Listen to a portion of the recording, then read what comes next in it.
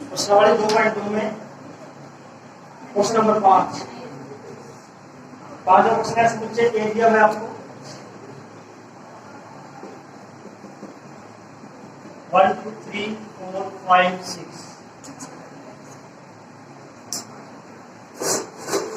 5 नहीं है 1 2 3 4 6 तक है 5 नहीं है 6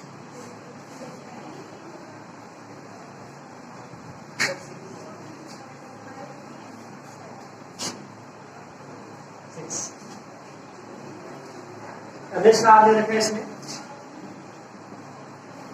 ए B A belongs to A B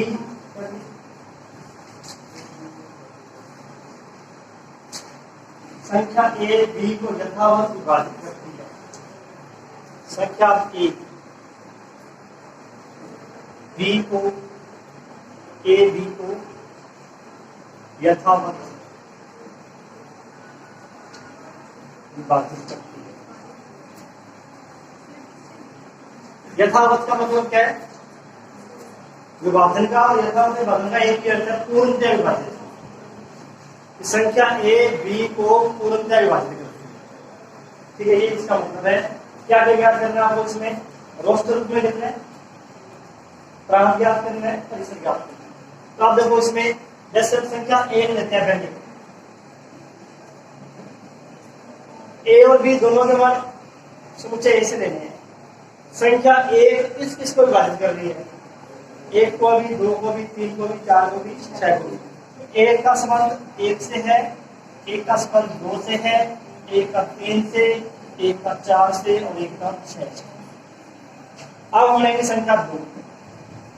संख्या दो इनमें से किस को विभाजित कर रही है? दो दो को, दो चार को, दो छह को।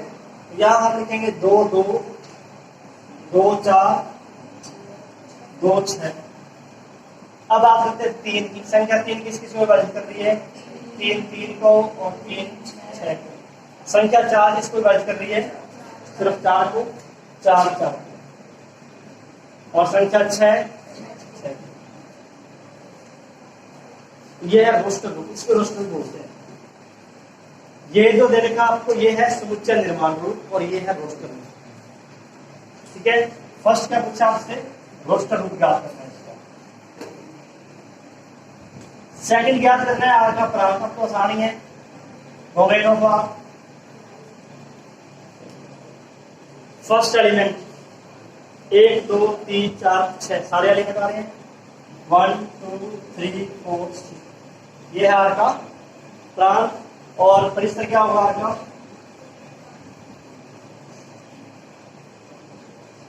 बाद वाले एलिमेंट 1 2 3 4 6 वही एलिमेंट बाद में प्रांत परिसर से में। अगर इस क्वेश्चन में पूछा जाए सह प्रांत क्या है, तो सह प्रांत क्या होगा? समुच्चय एक सह प्रांत होगा, क्योंकि संबंध आर ए से ए में है। तो बारह समुच्चय कौन सा हो गया? ए हो गया, वही इसका सह प्रांत। सह प्रांत पूछा नहीं है क्वेश्चन में, आपको यहाँ तक ही करना है। आवाज समझे? तो इसको नोट करके देखते हैं next question.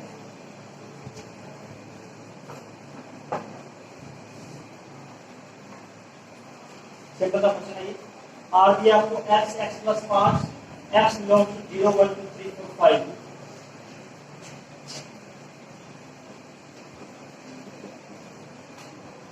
x x plus 5 x belong to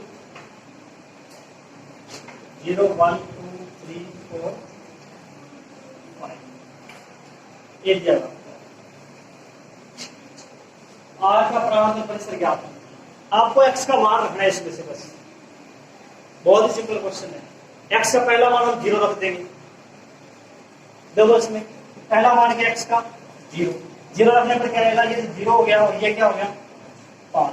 फिर दूसरा मान x का क्या है? 1। 1 रखने पर ये तो 1 हो गया, आगे वाला 6। फिर 2 रखने पर, 3 रखने पर, 4 रख देंगे x का मान और 5 रखने पर। ये है समुच्चय निर्माण रूप और ये होगा इसका रोस्टर रूप। क्या पूछा गया? इसका प्रांत और परिसर। आर का प्रांत क्या प्राप्त होगा इसका? फर्स्ट एलिमेंट 0 1 2 3 4 5, 0 1 2 3 4 5, ये है आर का प्रांत। और परिसर आर का बाद वाले एलिमेंट 5 6 7 8 9 10,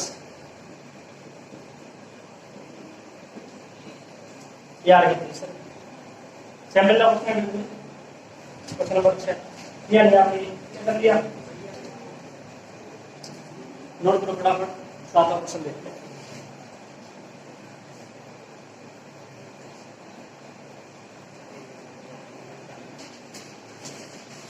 और 2.5 में क्वेश्चन नंबर 7 आर आपको दिया है x x की पावर 3। x अब आपको क्या लेना है? x संख्या 10 से कम एक अभाज्य संख्या। x क्या है? 10 से कम अभाज्य संख्या। अब 10 तक 1 2 3 4 5 6 7 8 9 10, ये 10 तक संख्याएं होंगी। 10 से कम लेनी है तो 9 तक ही लेंगे। इनमें अभाज्य संख्या कौन कौन सी है? एक अभाज्य संख्या नहीं है, 2 3 5 7। x का मान आपको 2 लेना है, 3 रखना है, 5 रखना है और 7 कितने? पहले हम रखेंगे x का मान 2, 2 रखने पर 2 और 2 की पावर 3, रखेंगे 3, उसके बाद आएगा 5 और उसके बाद आएगा 7। 2 और 8 3 27, 5 1 25, 7 3 44। आगे इसका पूछा है ट्रांसफर से पूछा गया, इसमें रोस्टर रूप पूछा, रोस्टर रूप इसका याद रखिए। ठीक,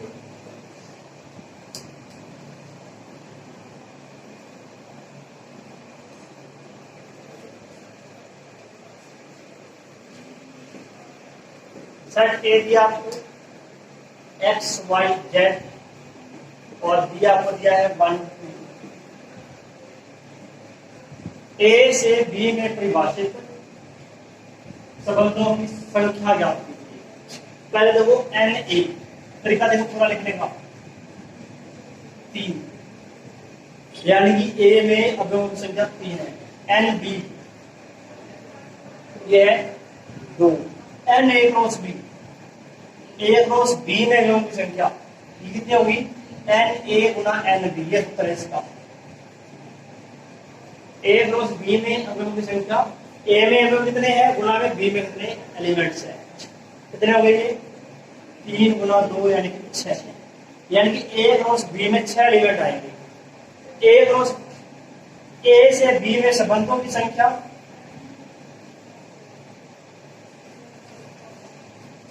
क्वेश्चन ये पूछा गया, इसका अर्थ है ए क्रॉस बी के उपसमुच्चयों की संख्या।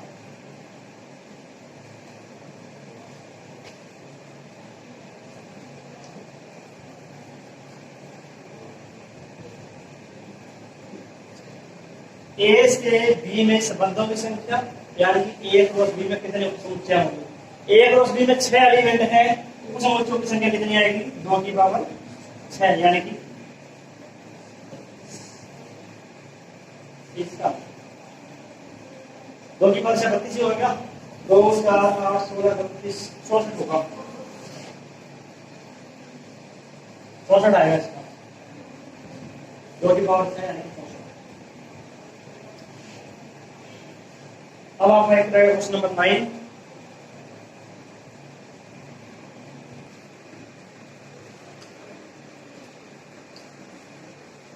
नाइन्थ क्वेश्चन देख रहे हैं।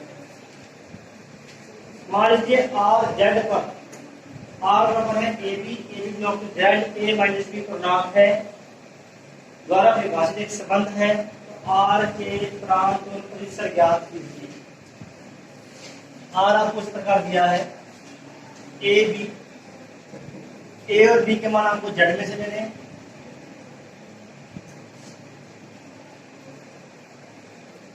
और कंडीशन क्या दी है कि a माइनस बी पूर्णांक होना चाहिए।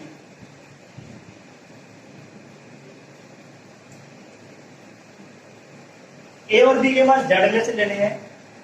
वो जेड का मतलब क्या है, पहले जेड देखो आप, जेड क्या है, सेट ऑफ इंटीजर, पूर्णांकों का समूह से। क्या क्या एलिमेंट्स आएंगे इसमें, -4, -3, -2, -1, 0, 1, 2, 3, 4 इस प्रकार के एलिमेंट आएंगे। ए और बी का मान में से कोई भी ले सकते हैं। कंडीशन क्या है, ए माइनस बी पूर्णांक होना चाहिए। ये पूर्णांक ही तो है कि इनमें से आप किसी भी दो संख्या को घटाएंगे उत्तर पूर्णांक ही आएगा। जैसे हम ए का मान तो लेते हैं -4, बी का मान कुछ भी ले लो, बी का मान 2 ले रहे हैं, ए माइनस बी क्या है, -4 -2 -6 पूर्णांक क्या आएगा। ए का मान आप इसमें कुछ भी लें, बी का मान कुछ भी लें, आंसर पूर्णांक ही आएगा, पूर्णांक उत्तर ही आएगा यहाँ पर हमेशा।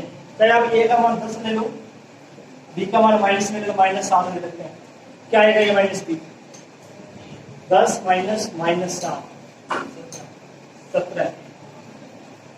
ये भी क्या है, पूर्णांक है। ए और बी का मान जेड में से कुछ भी हो सकता है। क्या लिखोगे, प्रत्येक A B belongs to Z के लिए ए माइनस बी एक पूर्णांक है।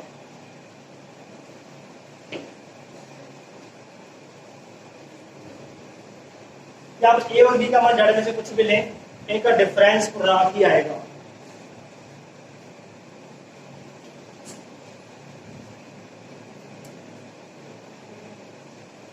ठीक है, a माइनस बी एक पूर्णांक है। यहां पर फिर क्या आंसर लिखा जाएगा आपका, ए बी, और ए बी का मान जेड में से कुछ भी हो सकता है, बस ये बदला लगा देंगे। तो ए और बी का मान जेड में से तो इसका उत्तर पूर्णांक ही आएगा, इस लाइन की हमें लिखने की आवश्यकता नहीं है। और प्रत्येक ए बी बिलोंग जेड के लिए ए माइनस बी पूर्णांक है। ठीक है, या ए और बी का मान जेड में से कुछ भी हो सकता है। अब क्वेश्चन में पूछते हैं इसका प्रांत क्या है। प्रांत ए है, ए किसमें से ले रहे हैं, जेड में से। प्रांत क्या होगा इसका, जेड। परिसर है बी, बी किसमें से ले रहे हैं, जेड में से। परिसर क्या होगा, जेड। प्रांत भी इसका जेड रहेगा, परिसर भी जेड रहेगा। प्रांत और परिसर दोनों जेड है। सिंपल ना क्वेश्चन।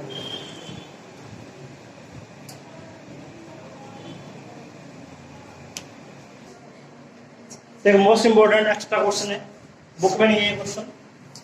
सेट ए आपको दिया हुआ है 2 3 4 5 6।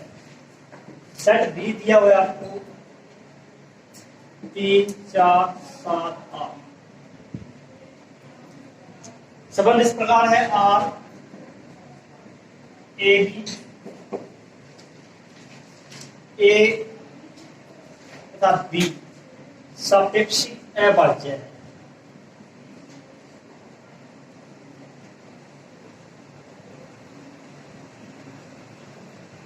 सापेक्षी क्या अभाज्य है, रिलेटिवली प्राइम होगा। सापेक्षी क्या अभाज्य क्या होते हैं वो आपको देखने से एग्जाम्पल में। एक तो आपको नई डेफिनेशन पता लगेगी सापेक्षी क्या अभाज्य क्या होते हैं। ए को आपको लेना है ए में से, सेट बी में से लेना है आपको। आर में क्या लिखेंगे, सापेक्षी क्या अभाज्य होती है, जिन दो संख्याओं का महत्तम समावर्त्य एक।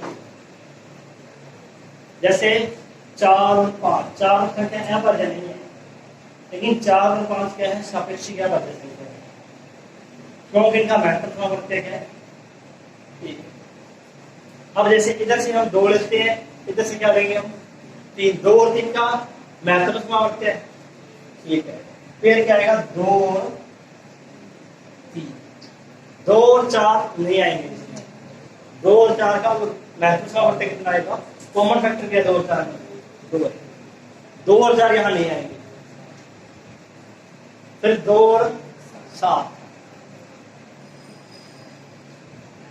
वो संख्या लेनी है जिनका महत्तम समावर्त्य, जानते हो क्या होता है, उभयनिष्ठ गुणनखंड 1। मतलब कुछ भी कॉमन ना हो। अब तीन, तीन का तीन से कॉमन क्या आएगा? तीन आएगा, तीन तीन नहीं आएंगे इसमें। तीन चार, तीन और चार में कॉमन कुछ भी नहीं है। तीन और सात, तीन और आठ। अगर समझे, अब लेते हैं चार, चार तीन और क्या आएगा? चार सात। पांच के साथ सारे आएंगे, पांच तीन, पांच चार, पांच सात, पांच आठ।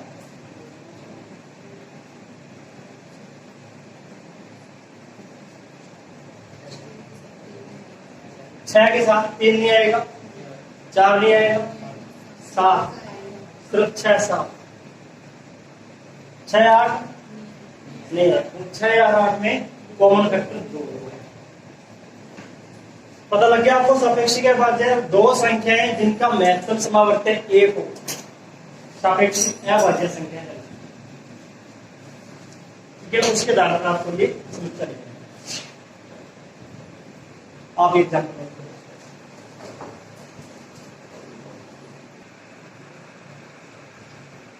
एक एक्स्ट्रा क्वेश्चन है, आपको घर से करना है। क्वेश्चन एरिया स्टार्ट एरिया है 0, 1, 2, 3 से लेकर 10 तक। संबंध आर इस प्रकार है, X Y belongs to A, X plus 3y बराबर 2y, एक्स प्लस 2y बराबर 12।